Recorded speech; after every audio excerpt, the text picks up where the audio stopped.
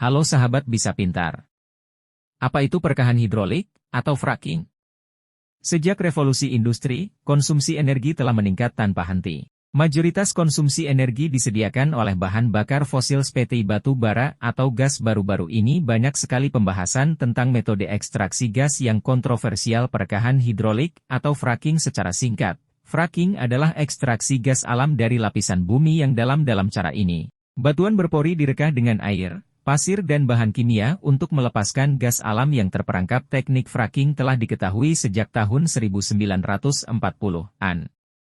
Namun, pada 10 tahun terakhir terjadinya fracking boom, terutama pada Amerika Serikat dikarenakan sebagian besar sumber gas di Amerika dan benua Eropa telah habis, maka harga gas alam dan bahan bakar lain meningkat terus secara perlahan. Cara yang lebih rumit dan mahal, seperti fracking, menjadi lebih menarik dan berlaba.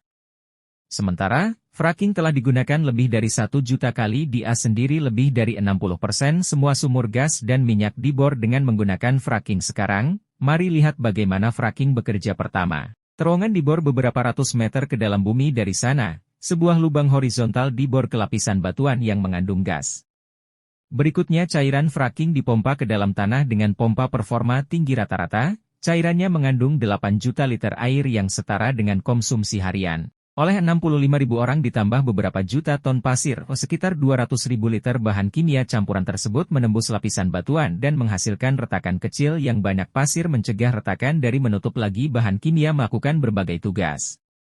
Di antaranya, mereka memadatkan air, membunuh bakteri atau melarutkan mineral. Berikutnya, sebagian besar cairan fracking dipompa keluar lagi dan sekarang gas alam dapat diekstraksi. Setelah sumber gas dihabiskan, lubang bor disegel sebagai sebuah peraturan. Cairan fracking dipompa kembali ke dalam tanah dan disegel. Namun fracking dikaitkan dengan beberapa resiko yang besar. Resiko pertama adalah kontaminasi sumber air minum. Fracking tidak hanya menggunakan air bersih yang banyak, tetapi kemudian airnya terkontaminasi dan sangat beracun. Kontaminasinya sangatlah parah, sehingga airnya tidak bisa dibersihkan di pengolahan air walaupun bahannya diketahui dan dapat dikelola secara teori. Di AS terdapatnya sumber air minum yang terkontaminasi akibat kelalaian. Tidak ada yang tahu bagaimana sumber air akan bertingkah pada masa depan sejak belum ada studi jangka panjang pada subjek tersebut. Bahan kimia yang dipakai di fracking beragam, dari berbahaya hingga sangat beracun dan menyebabkan kanker seperti benzol dan asam format. Perusahaan yang menggunakan fracking bungkam tentang campuran kimia yang pasti, namun diketahui ada sekitar 700 campuran agen kimia yang bisa dipakai pada fracking. Resiko yang lain adalah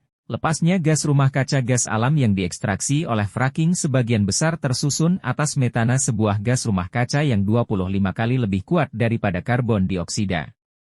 Gas alam kurang berbahaya daripada batu bara saat dibakar. Namun demikian, efek negatif fracking terhadap keseimbangan iklim secara keseluruhan lebih besar. Pertama, proses fracking memerlukan konsumsi energi yang sangat besar. Kedua, lubang bor cepat dihabiskan, dan perlu untuk mengebor lubang fracking lebih sering daripada sumur gas alam klasik juga. Sekitar 3% gas yang didapat hilang saat ekstraksi dan lepas ke atmosfer. Jadi bagaimana fracking dan manfaat yang diamati saat keuntungan diseimbangkan dengan kerugian saat dilakukan dengan benar? Teknik ini menawarkan satu cara secara jangka pendek dan sedang untuk memenuhi permintaan energi lebih murah, tapi konsekuensi jangka panjang fracking tidak dapat diduga dan resiko terhadap sumber air minum maka jangan diremehkan. Terima kasih sudah menonton, jangan lupa subscribe-nya dan like.